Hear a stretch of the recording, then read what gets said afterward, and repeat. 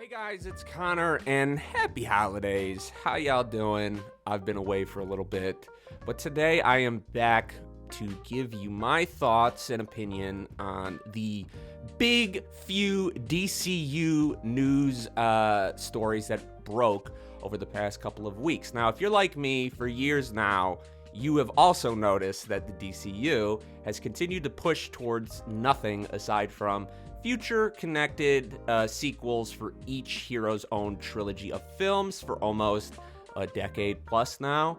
Discovery, who has recently taken over WB as of this year, is still dealing with a lot of those decisions and choices made by the old, fired WB Hamada regime. Currently, there are no from-the-ground-up Discovery-led projects that have been released to the public, whereas the old regime, who is currently not working at WB because, like I said, they've been fired, still have a few of their projects slated for release.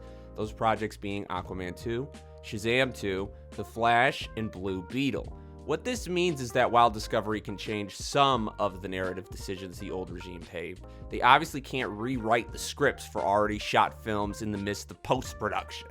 And listen, my love for DC Comics and the pantheon of characters is still strong as it's ever been. These are still among my favorite fictional characters ever, without question, with a lot of them still resonating with me on a personal level in 2022.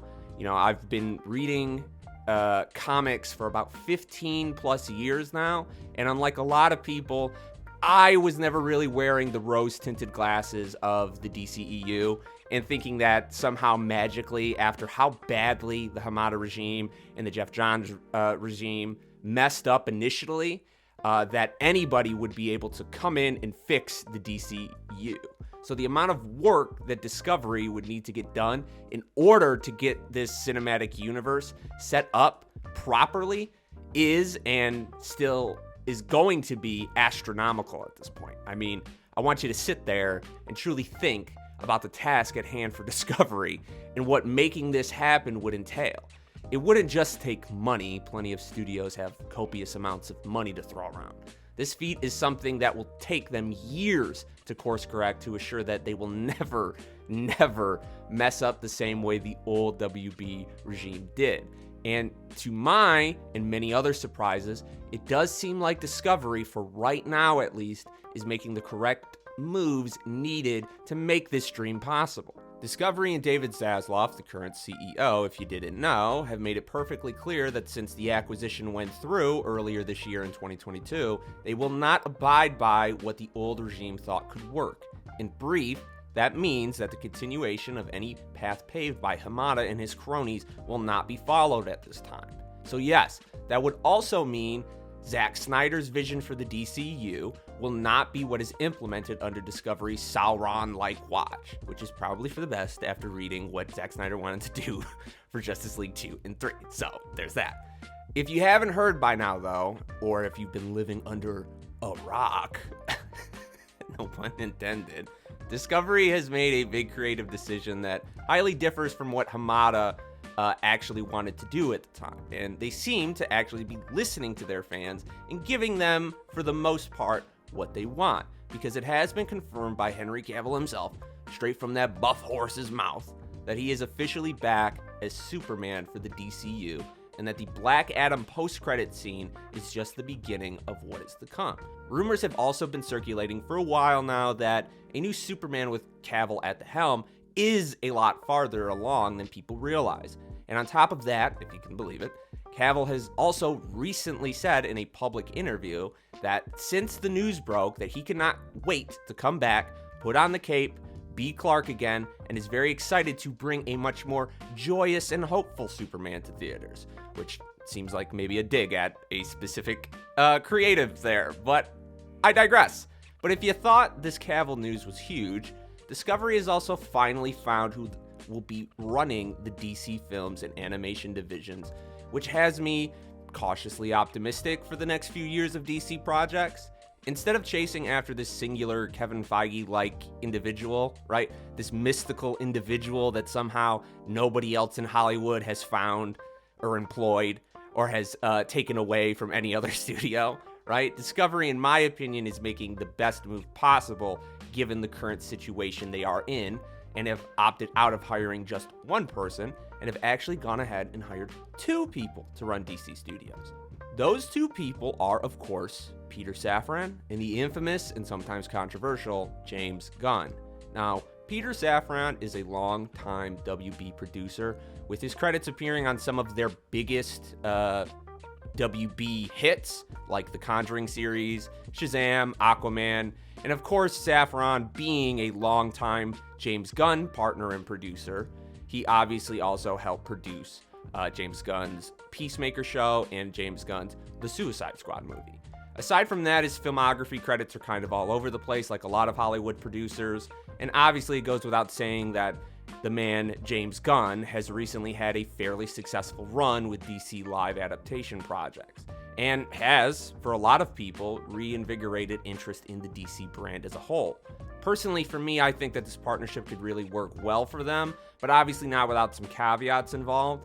I like that instead of chasing the pipe dream of finding this mystical Kevin Feige-like figure to magically fix your cinematic universe, that they decided to put a suit and a creative person in charge who have a great track record of working well with each other. But for context, James Gunn isn't just some creative that just so happened to get this job.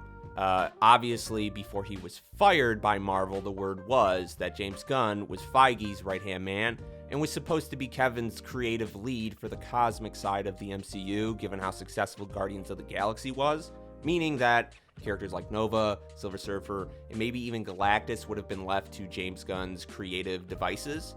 This is one of the reasons why WB also had him at the top of their list since beginning to try and find someone to run DC. In theory, this co-chair situation means that they should be operating with a checks and balance model in mind, meaning that if one of them oversteps or wants something creatively and narratively that doesn't fit with the overall DCEU vision, one of them should be able to voice their opinion and objection and actually be heard. With that said, if every creative decision is left up to James Gunn, I do feel a bit indifferent on that. While I really like some of Gunn's projects, and while he can clearly do emotional, heartfelt plot lines very well that do make you feel something for characters that you would have thought irredeemable or unlikable, his style of humor is my biggest gripe because it takes me out of his movies and it takes me out of his TV shows. Peacemaker is a perfect example. I really liked the character arc that they gave Peacemaker to the point where you did feel bad for the guy and you did kind of feel like he redeemed himself a little bit, but the constant childlike jokes just left me sighing out loud more than laughing. But obviously, with that said, James Gunn is a guy who understands comic book properties and how to make them translate well to the big screen. This has been known for years from interviews and just talking to the guy. He's a huge comic book nerd on both sides with Marvel and DC. I mean, shit. One of his favorite DC characters is Deadman.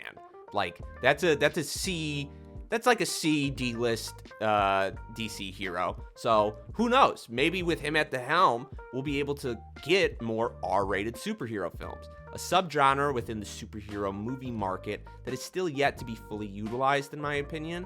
Or even better, maybe we will get some of those really obscure fan favorite DC characters like Animal Man, Captain Atom, The Question, or hell, maybe even Tom King inspired Mr. Miracle on the big screen, right? That'd be crazy. And obviously, if you've been paying attention, James Gunn has recently posted 2 DC character photos, those being Lobo and Mr. Terrific. So if those posts are to be taken seriously, I might get my wish after all. And as of recording, November 1st was Gunn and Safran's first day as co-CEOs of DC Studios. To me, I clearly read that as, oh, so y'all have been ready for this for quite some time now, because most new announced CEOs typically don't start a week after that they've been announced for the position. So for me, the most important question at this point that I have for James Gunn and Safran is what is going to actually be the tone and vision for the DCU moving forward? As somebody who can acknowledge that they paid for and sat down in an IMAX theater for Black Adam, I can definitely tell you I don't want whatever the fuck that was anymore. Maybe I'll do a Black Adam review or breakdown, because boy, howdy, that movie sure was technically a movie, huh?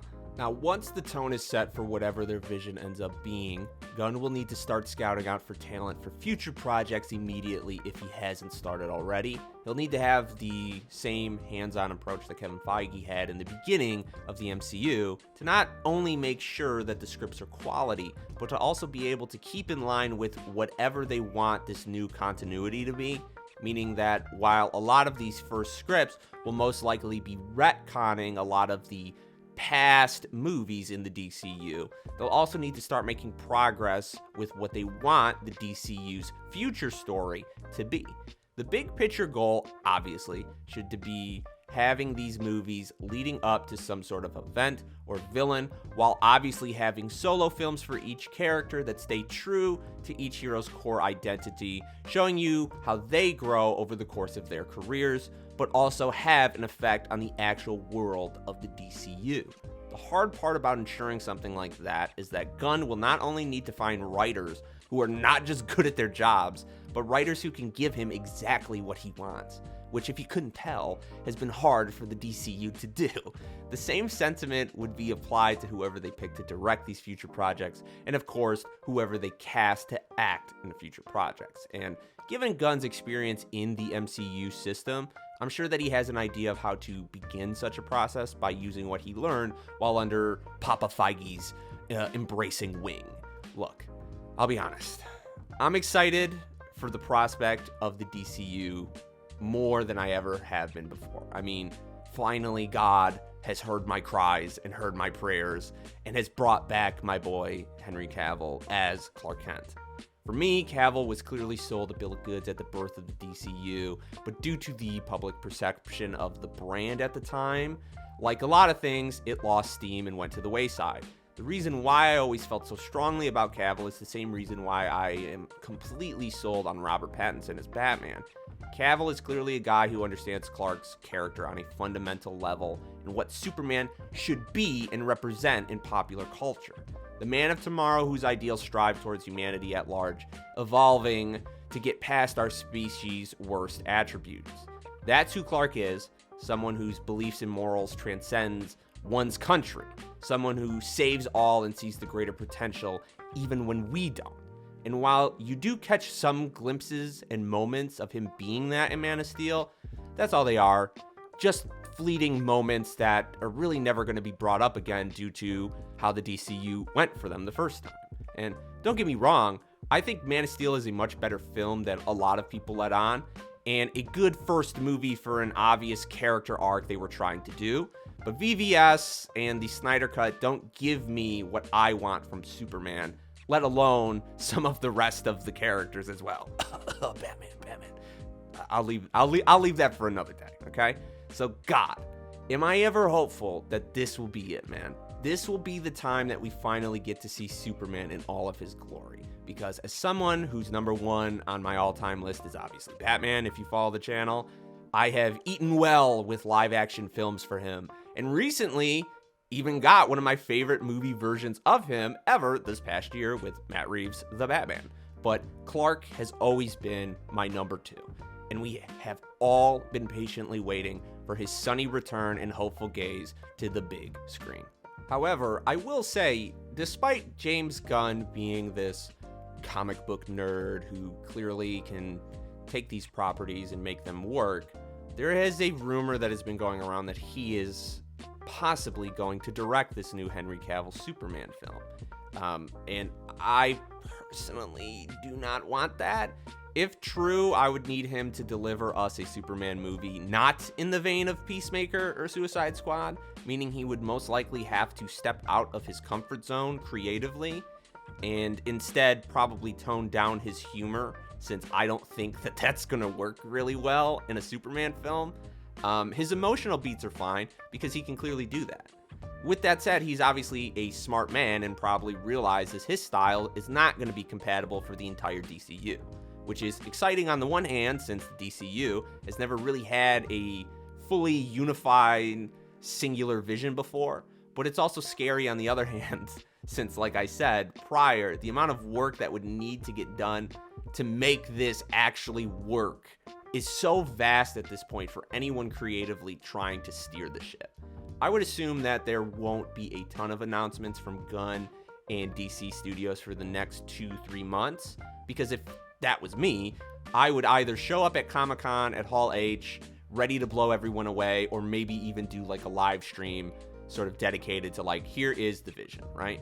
The public perception of the DCU is still relatively low in comparison, but it's clearly not a deal breaker for the majority of audiences, since a lot of these films still make them bank. I mean, the Batman made $800 million plus, and for the long time, everyone said, "Oh, I don't want any more Batman movies. I'm done with the DCU, or I'm done with DC films altogether." And obviously, that wasn't the case with that film. So, in a world where everything goes correctly for Discovery, I can see them easily being embraced by the public at this point, more outright than having them caveated as guilty pleasures. So, all in all, I'm excited for the prospect of DC finally getting their shit together, but now is the time where they need to put their money where their mouth is, right? Nut up or shut up, because if this doesn't work for them, I don't know if it ever will. And with that said, man, I mean, there's still a lot of like lingering questions as to where they want to go. I mean, they still obviously need to figure out their Batman situation, and the CEO David Zaslav has come out and said before, like, there's not going to be 4 Batmen running around, and they need to figure that out. Personally, I don't want Michael Keaton. I like Michael Keaton for nostalgia reasons, but I never thought he was a great Batman or Bruce Wayne. If you bring Affleck back, that'll be cool. I'll be fine with that. I don't know if that's actually going to happen, given sort of his relationship with that role and where he was at his time in his life when he was being that character. A part of me does feel like he probably thinks like, nah, there's some unfinished business here with this role. So I wouldn't be surprised if maybe he comes back in sort of the capacity that he is right now in these 2 upcoming DC projects, like Flash and Shazam, where he's much more of a side character, right? The Nick Fury of the DCU, you could argue. But I don't know, man. I think a part of him would probably want to make a movie. That Joe Manganiello Deathstroke movie sounded really cool. And then on the other hand, you got a guy like Robert Pattinson, who I think is perfect, and I think that, has a lot of potential for future films, but I don't know if he would necessarily work in the DCU if that's what they wanted to do. I don't know if Matt Reeves would want to do that.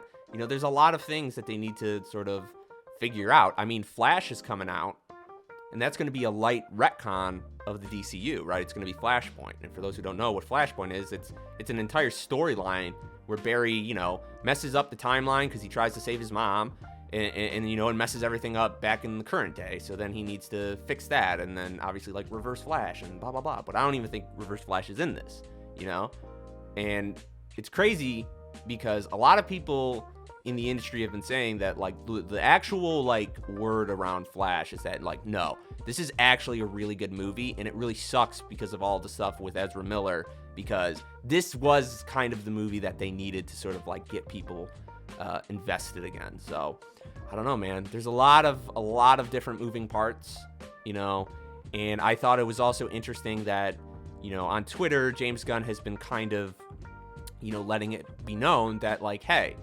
moving forward, we're going to have, animation projects, we're going to have TV shows and movies all aligned with the DCU, which is very interesting to hear, right? And something that kind of needed to be said because, the old Hamada regime never did that. They let anything fly, which is kind of the reason that we're in this situation now where there really isn't a DCU. It's DC movies with DC superheroes that sometimes cross over and sometimes connect together, but they clearly never have cared about like their own continuity. Like Wonder Woman 1984 is a good example. Like that movie does not care about the continuity that it's set with the first Wonder Woman or BVS or any of those films. So it's kind of just been a free-for-all, and it's worked for them sometimes. Like Shazam, the first Shazam, a lot of people really loved. Despite me not caring for Black Adam at all, a lot of people like that. Obviously the Joker, and then obviously, like I said earlier, the Batman. So we'll have to see, man. I'm excited, though. I am excited because it feels like maybe somebody is actually going to actually attempt to try and fix this. And I will give that person credit regardless of if it works or not. I just hope that in this time I can get a decent Superman movie out of it. So with that said, we're going to close this video out. Thank you guys for liking, commenting, subscribing. You can do all that down below. In terms of content and what I have planned for the next few weeks, this is coming out next week, which should be after Thanksgiving. I have my Gotham Knights review coming out, and boy, that's a long one. So be prepared to like buckle in for that one. That's gonna be fun though. And then after that, I have a tribute video planned for Kevin Conroy and sort of discussing the Batman animated series, the Bruce Timm Justice League series, sort of anything that entailed Conroy as Batman. I'm going to sort of discuss and pay tribute to a guy that I had a lot of respect for. So with that said, we're going to get out of here. Thank you for listening if you stayed all the way through, and until next time, stay groovy.